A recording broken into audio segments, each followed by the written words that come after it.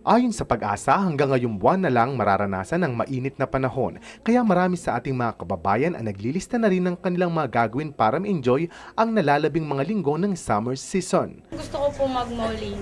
Bakit? Kasi po malamig po doon, fresh, then walang pollution. Libre aircon. Opo, libre aircon po, walang bayad. Gusto ko pumunta sa beach at maglublog. Sa tingin mo pagkain ng halo-halo, masarap pag summer? Siyempre talaga masarap sa summer ron dahil malamig. Yan ang kailangan ng katawan natin. Meron ding mga establishmento na may gimmick rin para sa mga gustong humirit sa sarap ng tag-init. Halimbawa na lamang ang hotel na ito sa Pasay City. May promo para sa pamilya na gustong mag-check-in sa kanila habang nariyan pa ang summer.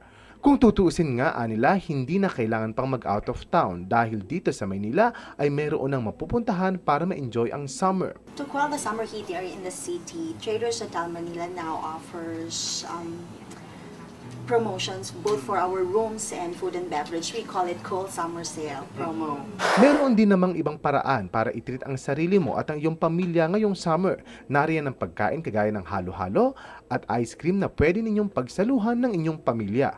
Maaari naman sama-samang mamasyal sa park o magpunta sa pinakamalapit na mall. Pero mura man o mahal, malayo man o malapit, ang naiisip na paraan ang mahalaga ay kasama ang pamilya sa paglasap ng sarap ngayong summer. Ako si Alvin Sehera, Nagbabalita Express.